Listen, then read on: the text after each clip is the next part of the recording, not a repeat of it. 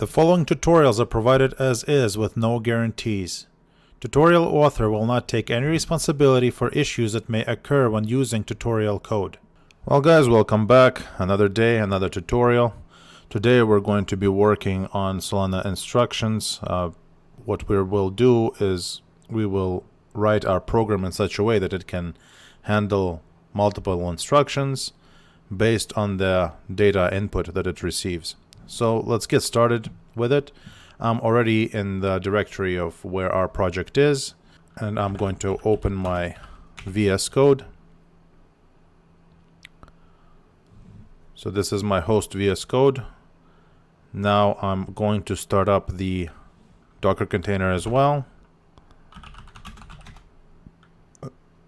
Right now we don't have it running yet, so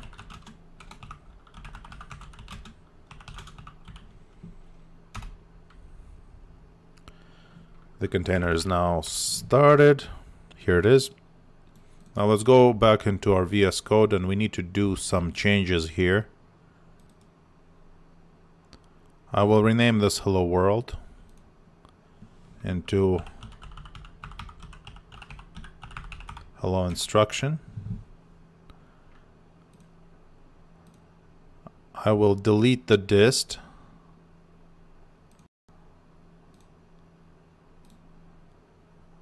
Oops, we'll have to do it in a different way because permissions are blocked. Let's now change some values in our package.json and cargo toml file. So here, our project name, Hello World, I'm going to change it to Hello Instruction. Save it. And here as well. So in package.json, I'm changing the name of this project. Now package.json also requires some extra information. We need a couple more packages. We need a buffer, and we need a buffer layout from Solana. So I'm just going to put them here. So here's Solana buffer layout version 4 and the buffer 6.0.3 right now. I'm going to save this, and our cargo toml and package.json files are good to go. Now I'm going to open our Docker container.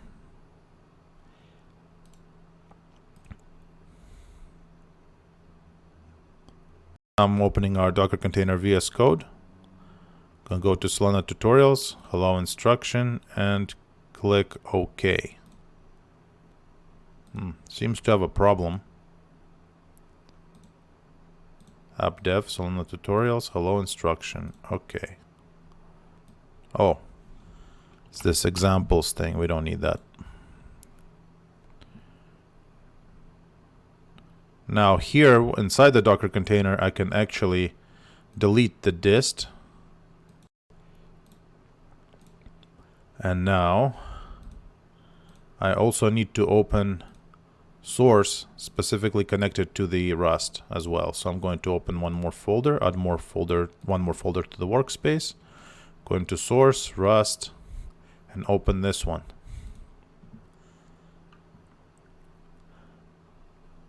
This is so that we can work with that Rust analyzer, because it needs to have access. It has to be attached as a workspace folder in a root way like this, so that the root of the workspace is where we have our cargo toml file. Otherwise, it doesn't process it correctly. Now, one more thing we need to do is we need to remove this target, because we're going to be working on a new file. Now, in the source, we have our original librs file, which we worked on in the previous tutorial. However, we will also need an instruction. So we will create one extra file, call it instruction.rs, and we will right away add it to our librs. So what we will do is mod instruction, I think it's instruction, and then use create.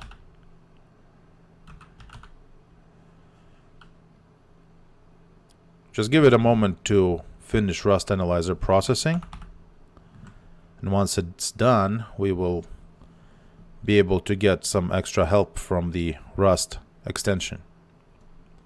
Okay, so now that our Rust Analyzer is doing its thing, let's just make sure that this is all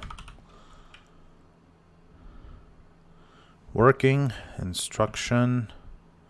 So what's instructions? On instruction.rs, because we have this instruction.rs file, so that's what this is supposed to point to.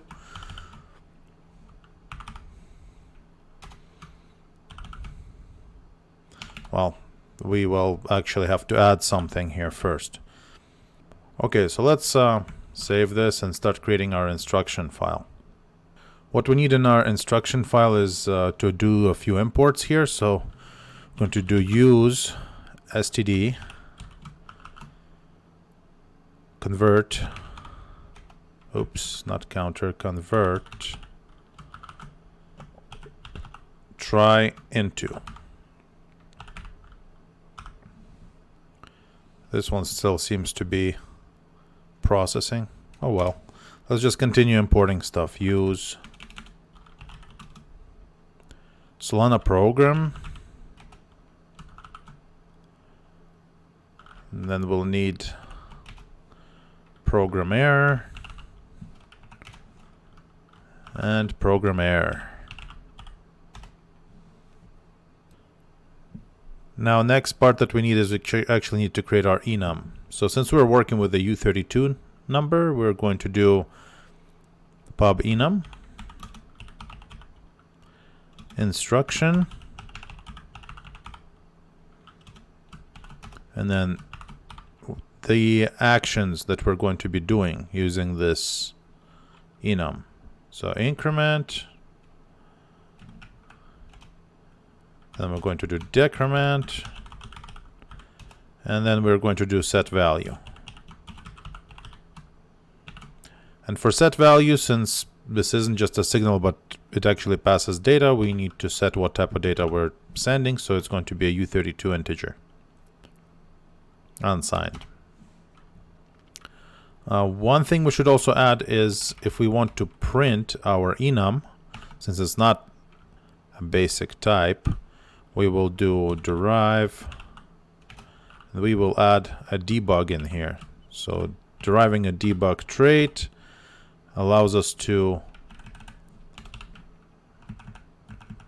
print the enums, structs, things like that. Now we're going to implement some methods for this instruction enum. So I'm going to do impl instruction, and here I'm going to do a public function, and I'm going to call it decode.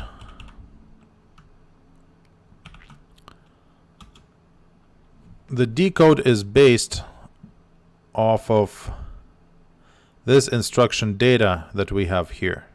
So we used to, in the previous tutorial, we did not use this instruction data, but this time we're going to use it. So I'm going to remove this underscore because the underscore is the convention for variables that you are not planning on using. So here we are going to actually use this one, so that is why I removed that underscore.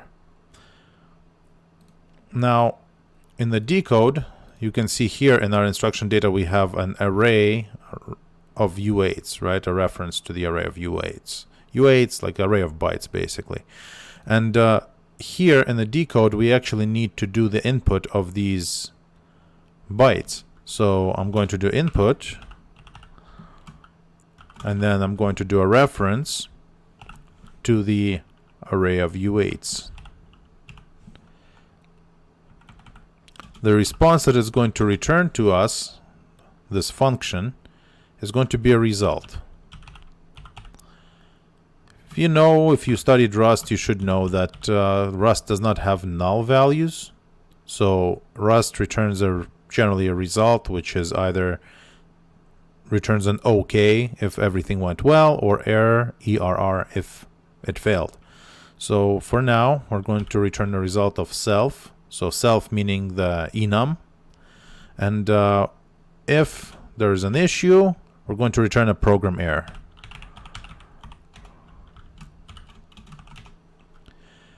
And now we will start with destructuring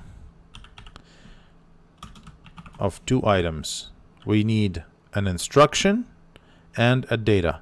Now instruction is going to be in the first byte of our U8 array. So the very first U8 is going to denote an instruction. In total, this U8 can represent up to 256 instructions because it's, 2 to the power of 8 is 256. So starting from 0 all the way up to 255 is what it can denote. So for now, I'm going to do reference inst, then data, and it's going to equal to input split first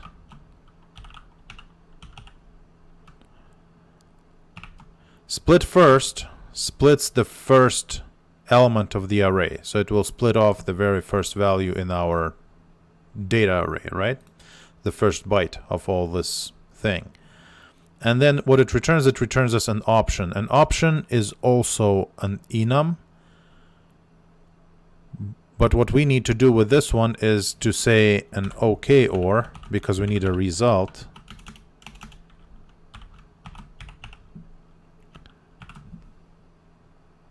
OK OR, it converts the option into a result, which we can then use to do a return. So here we do OK OR. So either it returns OK, which is a pass, or if it returns a fail, we need to do program error and invalid instruction data.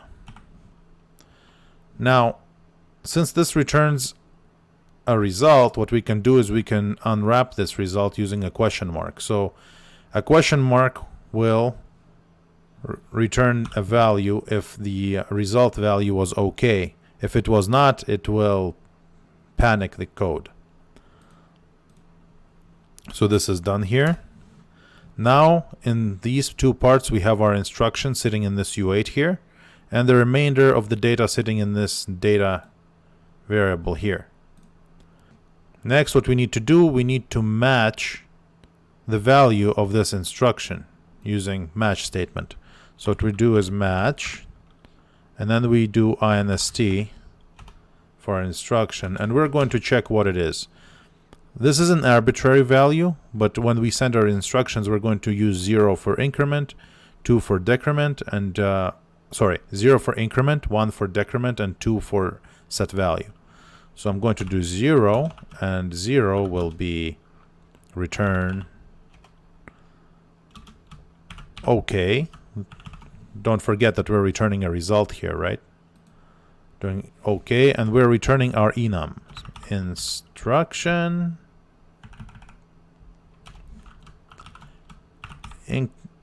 increment.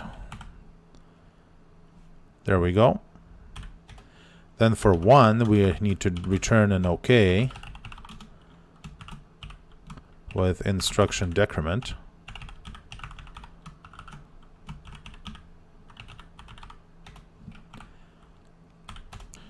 Now for the final match. This is actually going to be the trickiest one because we actually have to assign a value.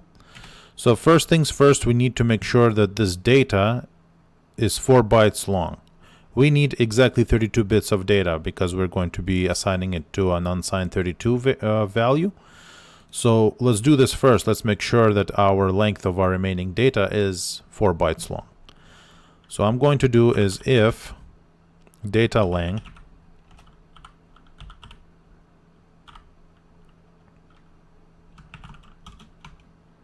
does not equal 4, we have a problem, and so we have to return error.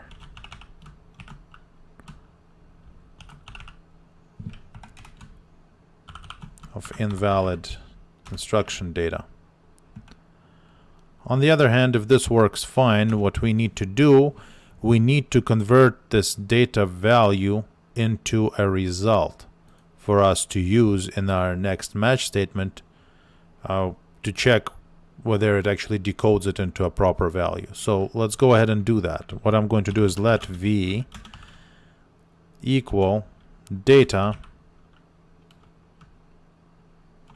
and now I'm going to take a slice of our data. So I'm going to take all the values starting with 0, like value from 0 to 4, excluding 4. So it's going to take from this data 0, 1, 2, and 3. So 4 values total, but excluding index 4. Okay, now I'm going to try into,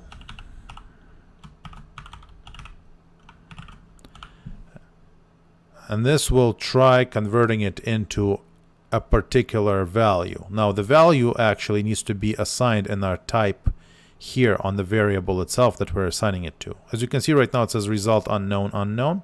We're going to have to assign a result of what we actually want. So result, and we need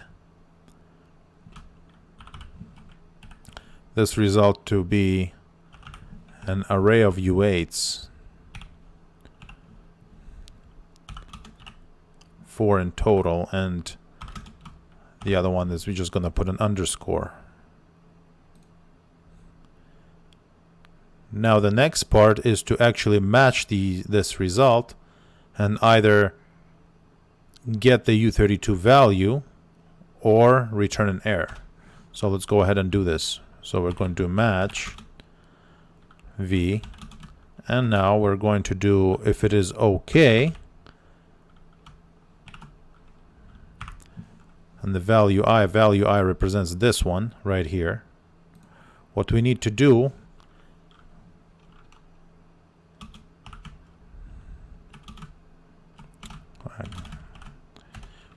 if it is okay, we need to return an okay again, because we're returning a result here as well. We need to return an okay with instruction,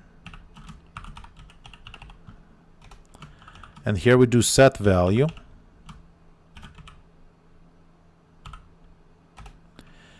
and for set value we're going to use a U32 conversion. U32 from little endian bytes, and we put an I here. So what this is going to take is going to take these bytes here, the U8s, 4 U8s, and convert them into a U32. Now let's quickly go over what this little endian is. In the computer, there's two types of notations, either big endian or little endian. When you're working with big endian, your bits in the byte are ordered from left to right. If you are working with little endian, they're ordered from right to left. So if you were to represent number 2 in big endian, it would be 0, 1, and then another 6 zeros. If you were working with little endian, it would be 6 zeros, then 1, and then another 0. So now that we got this bit of theory out of the way, over here, as you can see, what we're doing is we're taking from little endian bytes, and we're taking these bytes and we're converting it into a U32 representation, meaning the unsigned 32-bit integer. Now that we're done with this, this is the okay part. We also have to do the error part. So let's go ahead and do that. I'm going to do a catch-all here, and we're going to do return ERR, and then program error invalid again. Now there's one more thing that we need to do. We have to assign a catch-all here as well for this instruction.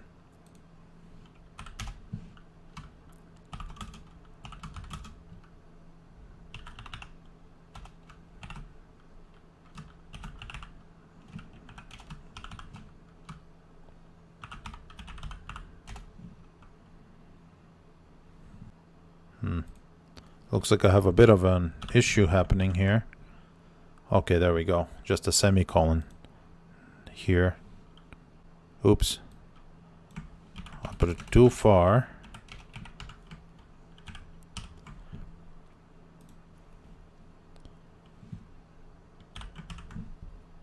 Okay, now we're good. So this is the instruction complete. Now we actually need to use it inside of our librs file. So I'm going to go to our librs file, and we are going to import this instruction in here. Now we're actually going to use it. First things first, we're going to remove this old thing with the adding of +1. And we're going to make our new room here for our new instruction conditional. So now what I need to do is I need to first define our instruction. So we are going to do let instruction equal to our instruction that we imported, and then we're going to decode what that instruction is based on our instruction data.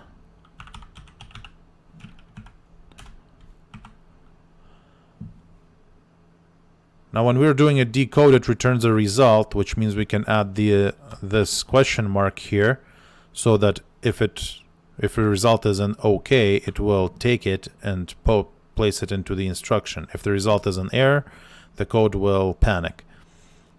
So this is done. Now that we have our instruction retrieved, we actually need to do something with it. So we're going to match the action that we need to take based on our instruction. So if our instruction is increment,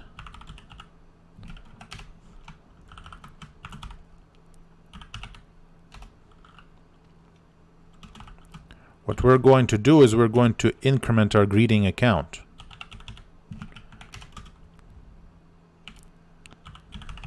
I mean, the counter in our greeting account. On the other hand, if our instruction is decrement,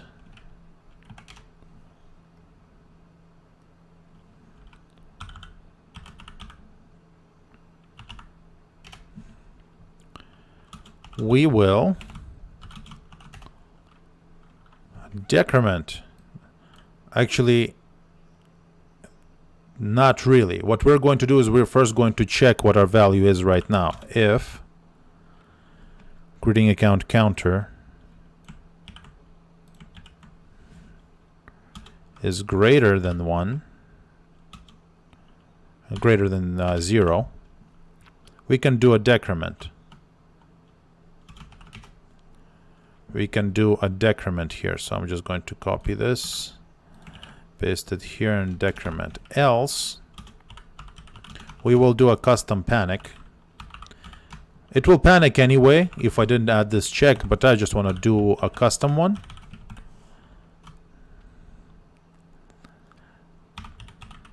Negative value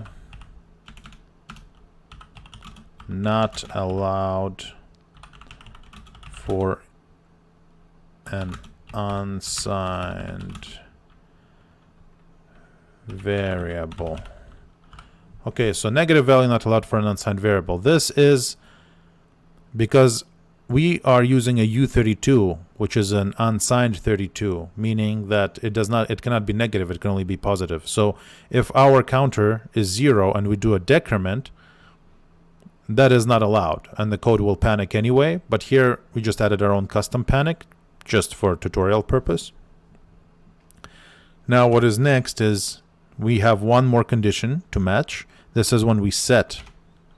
So what we do is instruction.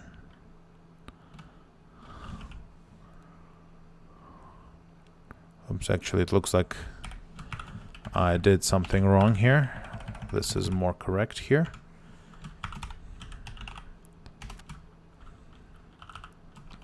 I had to make them capital. Set value. And in set value, we are actually going to pass a value that we receive. So if we get this instruction with set value, it will have a value in it. And this is what we need to assign to our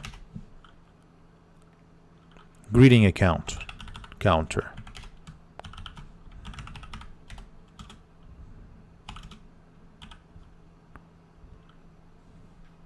Now over here the value is expected to be a U32, so if for some reason it's not, the code will panic anyway.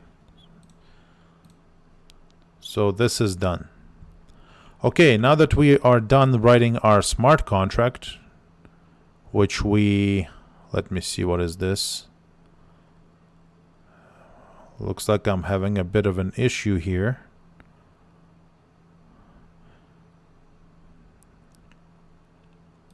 Oops.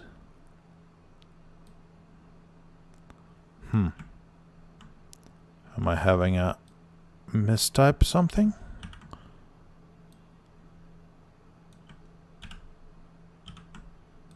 Yeah, I think I mistyped something. Okay. Now that our smart contract is done, let's compile it. Now, where's my terminal? I'm actually going to go to hello instruction again. I'm going to open my package JSON. And I'm going to run this cargo build BPF command. Although this time, just for difference sake, I'm going to run npm run and build Rust, which is going to run this program anyway. So let's go. Oof. Well, looks like my permission's denied. Well, let me just run this anyway with a manual command. Sometimes when working with Docker, these things can happen because npm has its own permission separate from the user permission, so the root that we are using here. So sometimes when compiling and trying to use the npm scripts, it may not work properly inside the Docker container, that is. Okay, now that our first build is complete, we will get the public key and recompile. So to get a public key, once again, we're going to do Solana address -k, and then what we have in our dist program, and then it's under hello instruction key pair.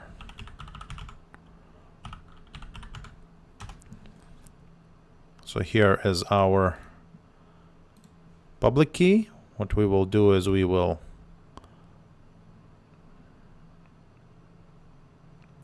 place it into our declared ID and recompile one more time. And we're good to go. Now I'm going to start my Solana test validator. To do that, I'm actually going to first sign into the Docker container.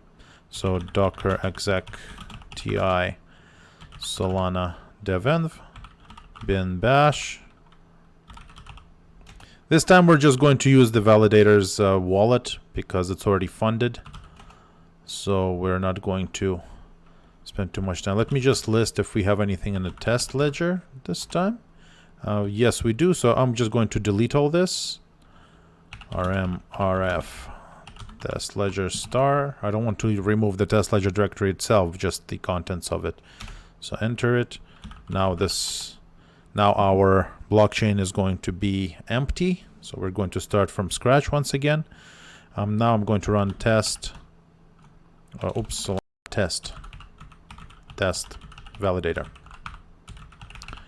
And now our test, I mistyped it, can't type. Okay, now our test validator is running. I will go back to my Visual Studio Code inside of the Docker container and run the Solana balance.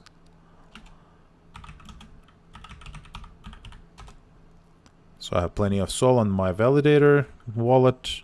What I'm going to do now is run this Solana deploy command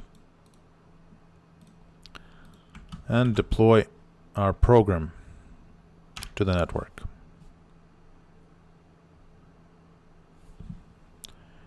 801A, 801A. Okay, good. The program is deployed to the network. Let's make sure that it is there. We will just quickly go to our Solana Explorer and make sure that it is working well, and then paste this here. Yeah, so there's our program. All good to go. Next, I'm going to actually work on our client-side code, so on our TypeScript code. So we're going to go to client, open up main, and hello world, and the util. For the most part, this time we only need hello world. What I need to do here is actually rename hello world to hello instruction, because we changed all the file names to the instruction. So what I'm going to do is hello instruction, and I'm going to replace this one. Replace. Okay, this part is done. Next, we actually need to change how our instructions work. So we're going to go to where we have this say hello function, because up to this point everything else is pretty much just setting up our data account and our pair, things like that, so we don't have to worry about that right now, but we need to worry about what sort of instruction and data we send to our smart contract for processing. So let's start here. First thing, we need to change something to install our new packages here. So what I'm going to do is a list where I am. I'm where the package.json is in my terminal. So I'm going to run npmi one more time to install those missing packages. And we're good. So the two Solana buffer layout and buffer should be now downloaded and installed. Next, what I'm going to do is I'm going to set a constant, and I'm going to do it an inc instruction. And this is going to be a function which is going to return a buffer. Now inside here I'm going to set up other constants like our layout of our buffer, and we're going to do buffer layout.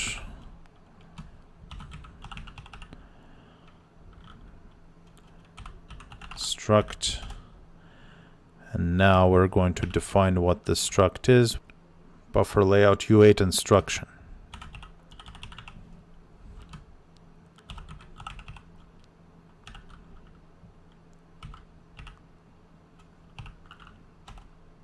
Oops.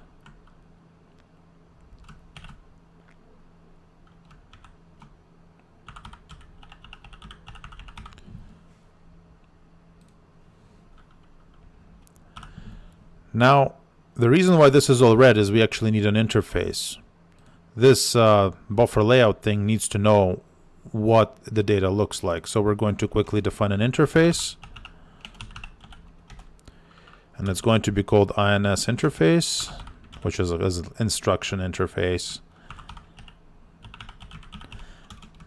And we're going to do instruction, and this is going to be a number. And now I'm actually going to set it here where we're inputting a struct. I'm going to give it a generic, which is an INS instruction. Where is it? Oh yeah, INS interface. Seems I'm also missing some imports here. Yeah, I'm definitely missing some imports here. So I'm going to import on the very top here. I'm going to import star.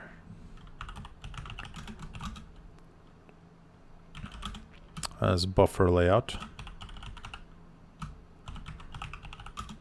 from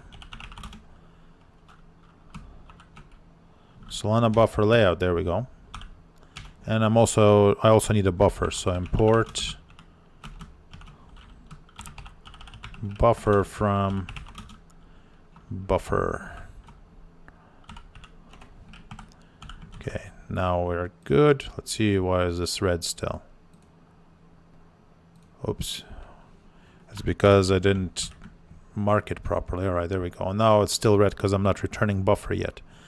Very well. Now this part here at least is not red anymore. So I'm going to get our data, and this is going to be a buffer. And I'm going to allocate the layout size, the span of the layout. There we go. Now I'm going to do a layout decode.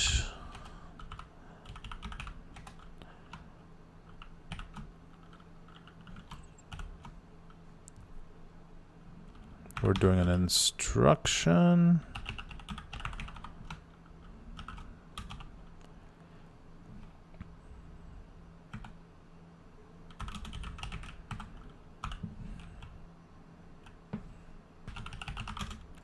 Turn data. Oh. Because it's an encode, not decode. I don't know what I'm doing. All right. Now we need to do an decrement instruction. Okay, so pretty much I'm just going to copy this thing. And I'm going to give it DC instruction. And the instruction is going to be 1. Let's do const. And then set value. Instruction. And it's also going to be a function which is going to take a value, which is going to be a number, and which is going to return a buffer. And now it's an arrow, so there we go.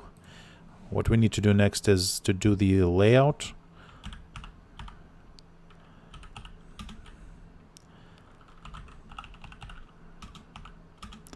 And now we do buffer layout, and this layout is going to be a bit different.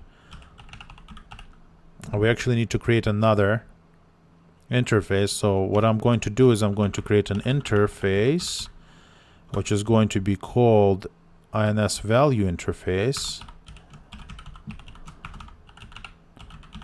and it's going to extend INS interface, so there's going to be a bit of an inheritance going on.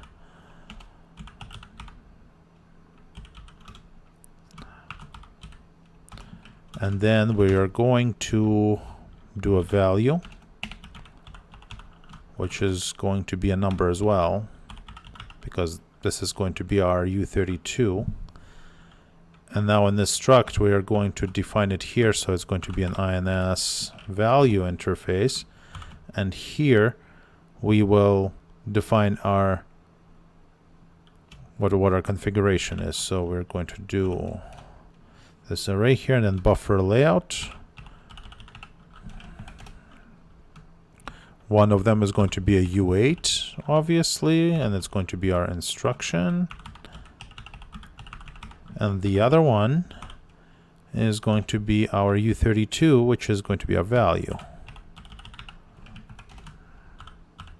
Oops, writing Rust and TypeScript.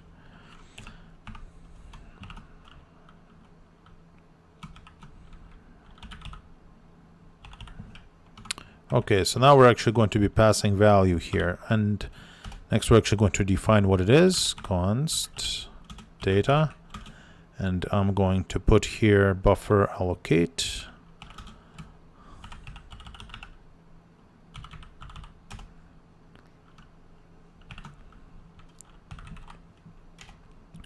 So this span should be 5 bytes total, 1 for instruction and 4 to handle our U32. Now after that we're going to encode it, not decode like last time, because that was kind of weird. So we're going to do a value, no, actually first instruction, going to be 2, and the value is going to be value. and then the data. So this data is going to be encoded into this form. That's what this means. Now I'm going to return the data.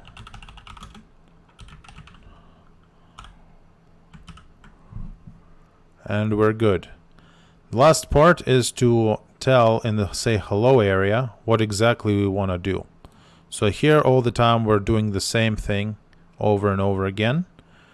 We are just incrementing it. Now what we want to do is we're going to try different commands, right? So what I'm going to do here is in this set data area, I'm going to do data, and first we're going to do increment instruction,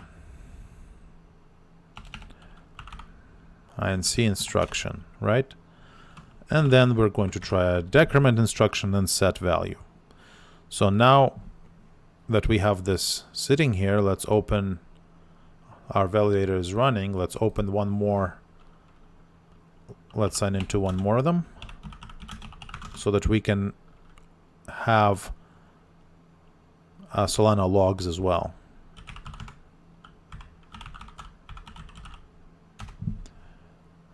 What I'm going to do is going to put it on the side here, collapse this one, and move this to the side here. And I'm going to run Solana logs now. So we're looking at what is going to be happening, and now I will run this TS node. Copy to check how our smart contract works.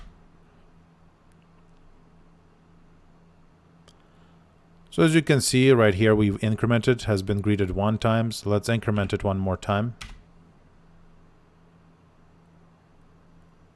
2 times. Very well. Now let's try decrementing. So we will need to change the function we call here. Let's do dec instruction. Okay. And let's run it again.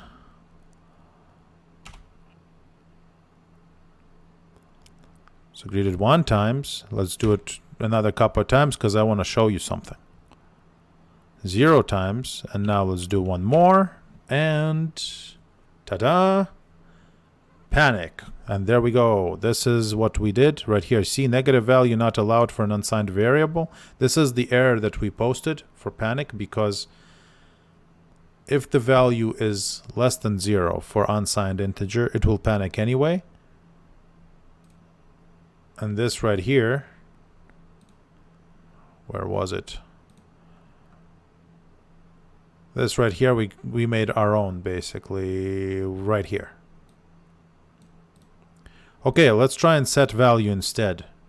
Now that we did a panic and that sort of thing, let's do the set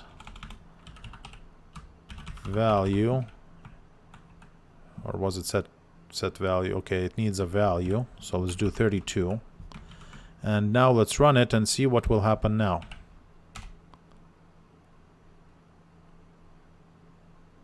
Okay, so the value is 32 now, so it sets it directly this way. So I hope you guys like this tutorial. This is it for this one. I think in the next tutorials, we're actually going to start looking into SPL tokens, the ability for using Solana Network to create your own tokens and using them in different things like escrow and things like that. Those are like the upcoming tutorials that we're going to be doing. However, in the next one, we're strictly going to just look at the SPL library and how it works and what you can do with it.